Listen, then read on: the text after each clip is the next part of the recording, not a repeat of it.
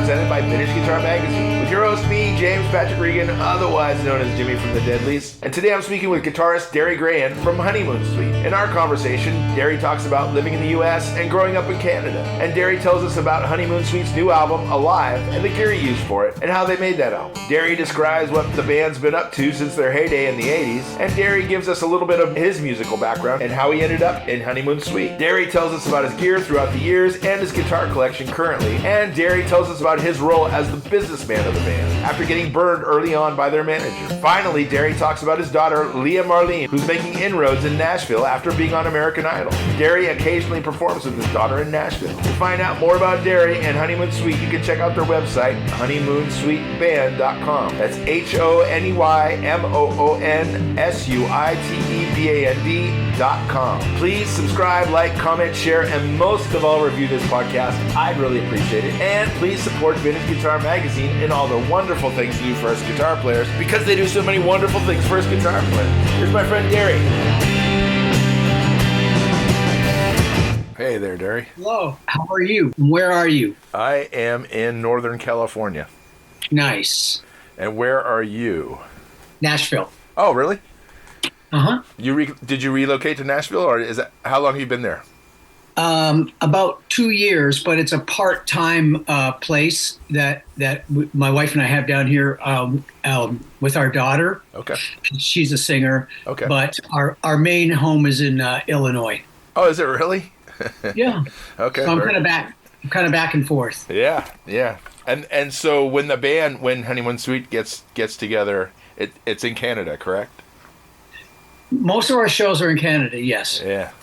Do you play? How often do you guys play in the U.S.? Not often enough. Mm-hmm. Unfortunately, only maybe 2-3 shows a year. Yeah. But we're working. I'm working all the time because I've been living in the States 22 years. Oh, really? Okay. And I miss touring down here. So we're getting there. We're opening it up. We do some boat cruises. We just got back from Italy and Portugal, so. It's kind of crazy right now. We're playing not bizarre, but we're traveling with some of the shows all over the place. So sure. It's fun. Yeah, of course. And that on the new single, is it an effect pedal that you're using to do those dives? The new single? Yeah. Hold on. On the solo or just on the guitar? On the guitar. So Stay This Time, that song. What's Stay Tonight? Stay This Time? Yeah.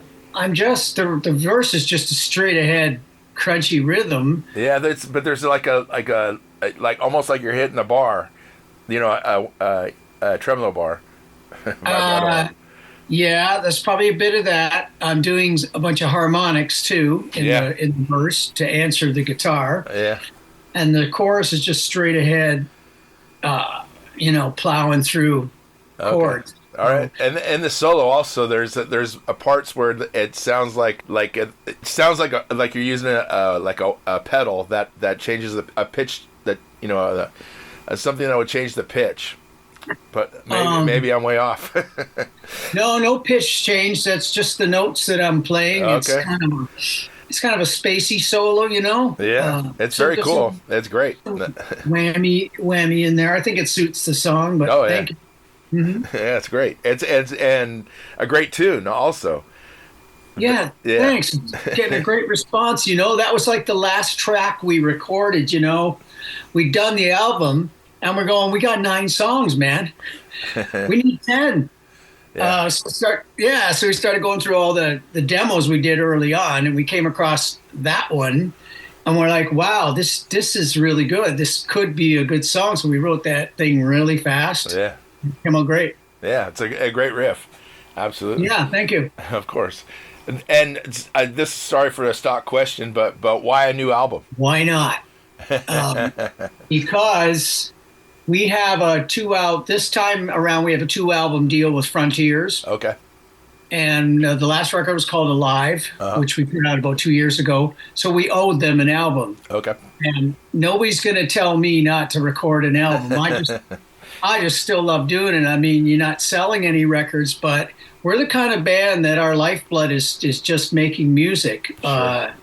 You know, just I'm always writing, so it may, a lot of people may not even hear the songs, but for me, it's my life. Sure. And Yeah. we had the opportunity to cut this record. We had a good producer and a studio, and the budget was pretty small, but we made it work because everybody records at home in their home studios. Yeah, yeah.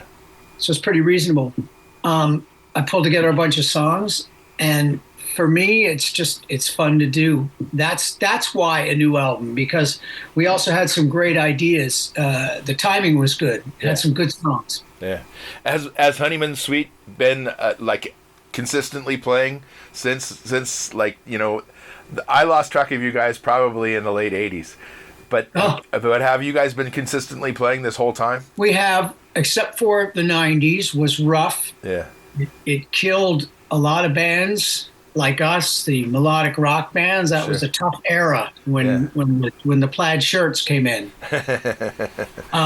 So we didn't play a lot in the 90s. There just wasn't a demand there. But we soldiered on. It was down to, at one point, just Johnny and I. But we always we put out a few records, and we just continued to do that till things improved. And then come the early 2000s and up to where we are now, with melodic rock really coming back. Sure, sure. And a lot of bands from our era are back in some form. Yeah. Things have never been actually better. Good. So it's good. Yeah, absolutely. So a little bit of your background. You grew up in Canada? I did. I grew up near Niagara Falls, Ontario. Okay. Yeah, born and raised there. And eventually ended up in Toronto. Okay. After college. And I was in Toronto probably 15 years. That's where I'd moved to Toronto after college, and I had nothing, man. No band, nothing. I was just kicking around the city, playing with this band and that band, just trying to eat, Yes. eat my craft dinner. And then through a mutual agent friend, Johnny was in the same boat. He'd started Honeymoon Suite about 6 months earlier. His guitar player quit, and just by luck, I was introduced to Johnny, and I went and auditioned with him. We knew right there, Yeah. Finally found a singer, because that's really important to me. And finally found a great lead singer. Sure, absolutely. And Makes I had some songs, so we knew early on we had the nucleus of a band. Cool. Yeah. And how early on did you start playing guitar? Like, were you playing as in high school and stuff like that, playing high school bands? Hell yeah. Okay. My first instrument was piano. Okay. At like 5 years old. So all us kids, my brothers and sisters, we were all stuck in the piano lessons, for years. Sure. Conservatory. And then at 11, I asked my dad if I could get a guitar. He says, yeah, keep up the piano lessons. We'll get you a little guitar from Kmart. Thought it would just be a passing thing. But at that point, I discovered Smoke on the Water by Deep Purple. Sure. Hendrix, Zeppelin, Grand Funk. Yeah. That was just, I had to do that. I had to play that on guitar. Yeah. So that's where it started at 11. Yeah. And were the Canadian bands an influence as well? I suppose so. I mean, Rush. Yeah. Rush. Did you have an opportunity to see Rush early on? Many times. I saw cool. Rush before Neil Peart joined. Oh, wow. They're the original drummer. Yeah. And Neil came from the same town that I did. Okay. Yeah. It was called Port Dalhousie, near Niagara Falls. He was born there. That's where I was born. Okay.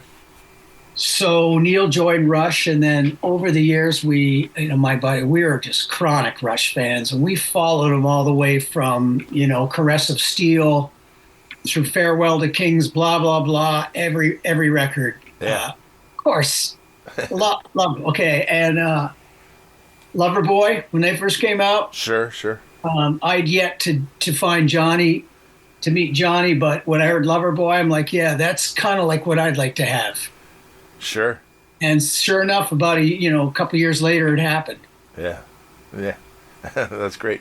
And what kind of guitar were you playing, early on? Like, what was your first real guitar? Gibson, 68 Gibson SG. Oh, wow. Yeah. Yeah, I was a teenager. I was working at like a Burger King, Yeah. saving up my money, bought a trainer head and a Marshall cabinet, and had some crappy guitars. And then I came across a want ad. The guy was selling a Gibson SG for like $275. I mean, Okay. what? 68. Not a fancy one, but to me, a freaking Gibson was like, oh, So that was my first cool guitar. Yeah. And what's your guitar collection look like now? It's not crazy. Yeah. It's only, I'd say, 25 to 30 guitars. Okay. I'm not a guitar whore. I don't want 200 guitars. Yeah. I never have time to play them. I don't take guitars if they're like going to give me a guitar that I'll never play. Sure. It clutters up my house. Yeah. I love all my guitars, and I do actually play them over time. So I've got some Les Pauls, some Strats, Uh-huh. A Hamer, and a bunch of Kramers from the day. Yeah. They still have 3 or 4 Kramer Berettas from the 80s. And then my signature model with Godin, Oh, okay. the tire tread, Yeah. has been my main axe in the last while. Okay, great. Fantastic. So, like, in the heyday of Honeymoon Suite, what was your rig looking like in the mid-'80s? Pretty simple. I'm a Marshall guy, so it was always just 250 watt, 200 watt Marshall heads, 2 cabs, Uh-huh. and a small pedal board, distortion, chorus, delay. Yep. I don't need all that. I mean, it's too complicated for me. It's to me, the sound comes from the hands, Oh, yeah. and a good amp. Sure. That's all I need. I need a dirty and a clean, and use the volume pedal. That's all I really need. Yeah. Yeah. Did you ever go to music school or anything? I did. In college, I went to a recording school in London, Ontario, Uh-huh. where they had a recording and production course. Sure. To community college, but to me, it was like the coolest thing on earth to go to school for something like that. Sure. And learn how to work in a studio. Made my parents happy that I was at least doing something scholastic. Yes, of course. And those are like the best 3 years of my life, learning the studio and writing. Uh-huh. And what is your time filled with now? I mean, like, there's only so many dates that that Honeymoon Suite has. What do you do? What are you doing? Man, for somebody who doesn't have a day job like me, my days are always full of something. Yeah. Things come up. There seems to be a lot. If I have the time, I'm just going to play guitar. If I can play for an hour or 2 a day, I'm so happy. Yeah. But some days I can't pick up a guitar for a couple of days, and I get cranky because I'm the business guy with the band. Are you really? Yeah, I got to handle a lot of that because I have to have control of it because I want to know where everything is. Sure. And plan. I got a good agent, and unfortunately, you have to be on the business now these days. But it's really helped the band. Yeah. So I take care of that stuff, the admin and my publishing and my songwriting. That's really important too. Of course. But you got to just put it aside and grab a beer and play and practice guitar. Of course. That's where the songs come. And I got to practice to keep sharp, You really do. If I don't play for a few days, I'm rusty. Sure. Yeah. Of course. Did you guys get screwed early on by management or by record companies? Did we get burned? Yeah. Oh, yes. Oh, you did?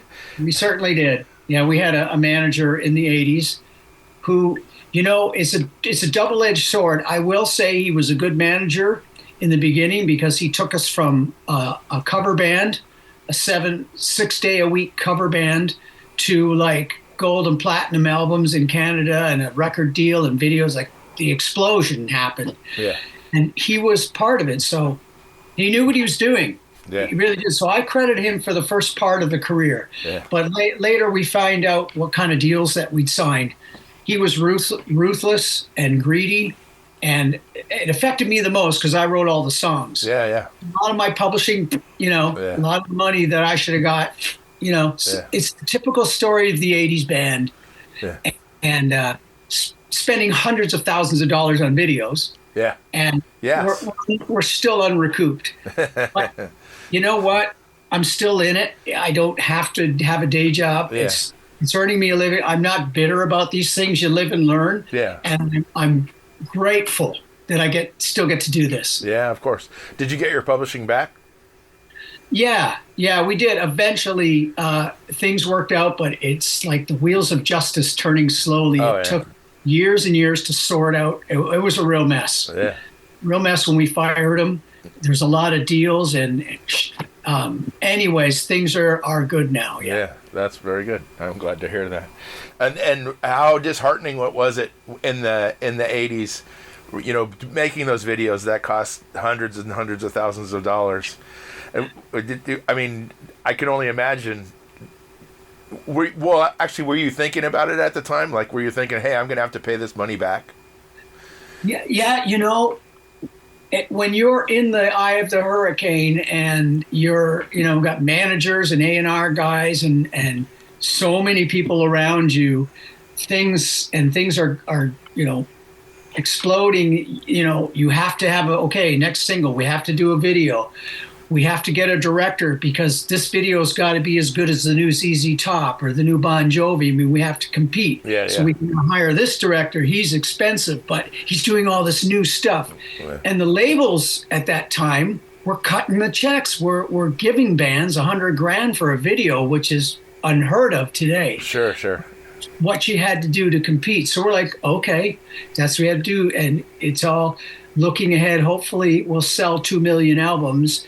And then maybe we'll break even, but that never happened. Yeah. Sorry to hear that. Well, it's not an unusual story. No.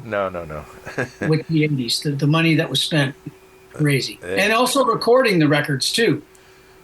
When you're paying thousands of dollars a day in a studio, Yeah. That's the 80s. Yeah.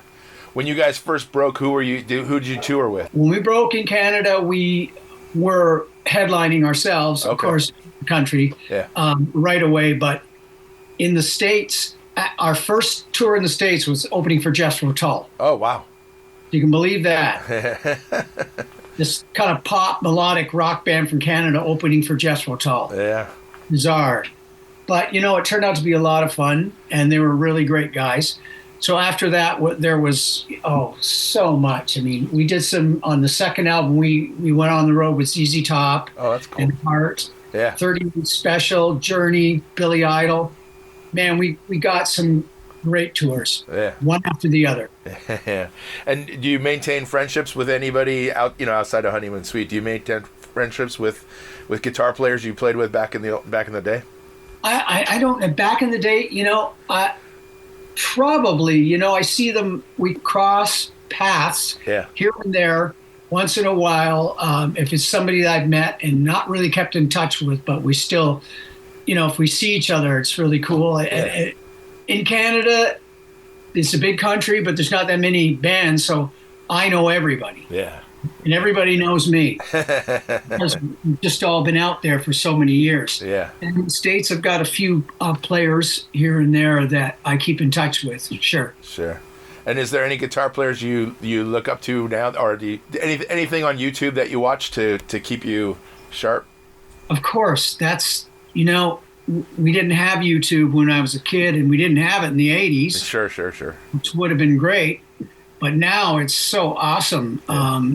I talked about practicing and keeping sharp. Yeah. I will watch the YouTube video. It's wonderful, I can learn an Eric Johnson solo. Sure. Lukather, Yeah.